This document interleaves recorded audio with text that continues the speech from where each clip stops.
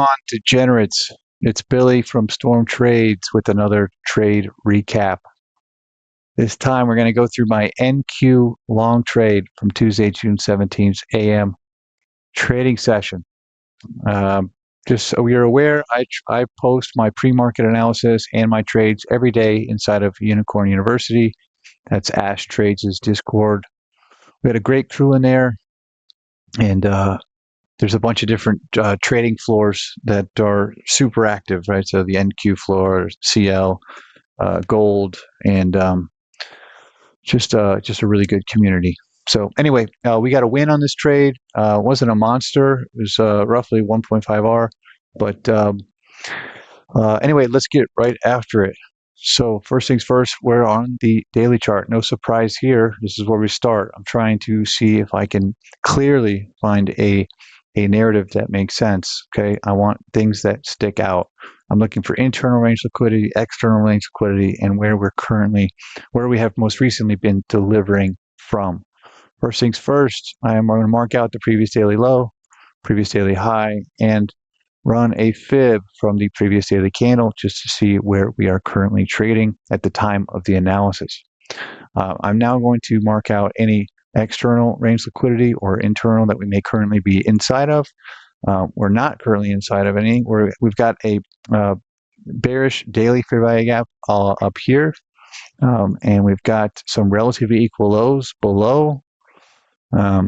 We have most recently swept a swing high on the daily, okay, but we had a super strong close, daily close yesterday, right? So the day before. So this isn't clear to me, right? I'm sure somebody on here had a bias one way or the other on this particular day.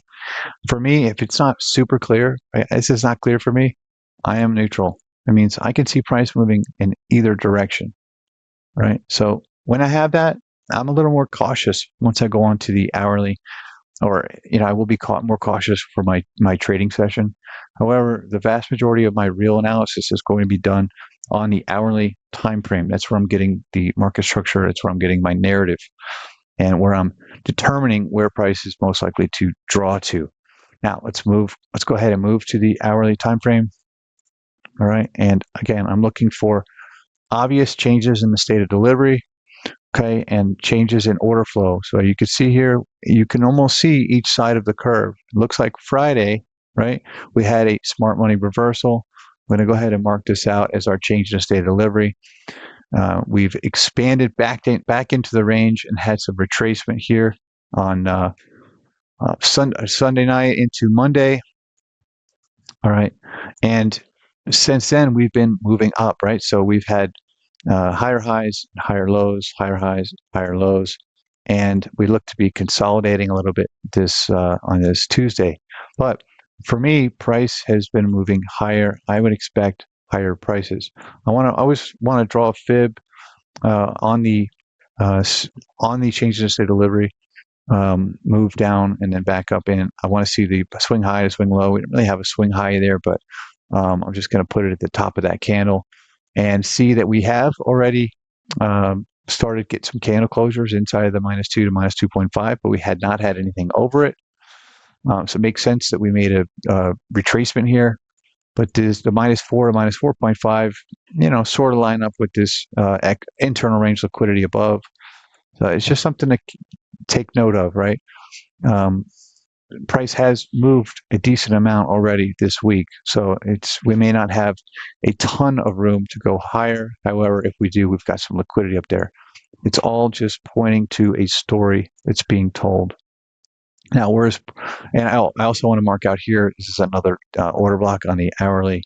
So we are respecting bullish PD arrays, and we are disrespecting on the other side bearish PD arrays. Okay, so that's again just telling us a story. Price is likely to continue to move higher. That's how I read it. Now, where is price currently or most recently been delivering from? And is there a POI that we can that has been engaged that we can frame a trade off of? Well, yes, we most recently swept this hourly swing point here, and we also had a liquidity raid right there, as you can see. right? So I'm expecting some sort of an expansion up here. And do we have a draw on liquidity? Well, we do, right? We've got this bearish hourly fair value gap above. So I'm going to frame a trade on the M5 time frame, some sort of a power of three, right? An open, a open, low, and then a high close, preferably a high close up into this bearish hourly fair value gap. That is my target, right? So it's got to make sense where price is coming from, and it's also got to make sense where's price likely to draw to, right? So you got to have a target. Now I'll move down into the M5 time frame here. Okay, M5 looks bullish as well, right? So it looks like we've taken both Asia and London, had an expansion back up. At this point right here, right, I can already see that we have swept this liquidity, right? So my criteria on the M5 execution is a sweep of liquidity and then a displacement through the down close candle that took the liquidity, right? So in this case, I'm going to mark out this change to state delivery right here. Now, this is NQ, right? So we always have a problem with NQ with having too far of a stop loss, right? So in this particular, ideally, I'd like to have a stop on the swing low, but we're too far away here.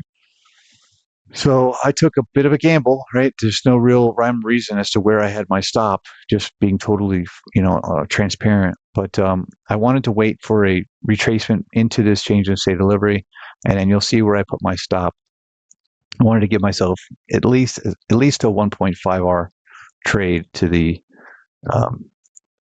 London high here, right, which also coincides with the beginning of that hourly fair value gap. All right, now on the very next candle, we got a move back down into the change in state delivery, right? So I got in right here, and I just sort of arbitrarily put a stop here. I mean, it's, I can make an argument that it's below the midpoint of this change in state delivery order block, but in reality, I was just trying to get at least 1.5R. So price could have easily come down and taken me out here. I really didn't have a real justification for the stop loss, but it is what it is. So take profit up here at the London high. I'm looking to take profits at no-brainer swing points or unmitigated portions of or unmitigated imbalances. I don't need 2R or bust. I want to make profit, and as I mentioned before, I trade Apex, and they have a trailing drawdown. So I'm not interested in seeing price go up 500 and then drop 200, and then that 200 is now against my account. I'm looking to get in and get out as best as I can, right? So let's move price here forward, and we very quickly got to take profit. And from there, I believe price just retraced. Yeah, and we got a little bit higher, but nothing really happened here. Showing that this bearish hourly fair value gap was a good draw on liquidity, but also a good place to stop, right? So it coincided with the London high. If you guys got anything out of this at all or appreciate my videos, please like, subscribe, thumbs up, comment. I really appreciate anybody that comes on and enjoys my content. I do this mostly for me, but I've gotten some feedback that it is helping other people as well. You guys have a great day, and happy trading.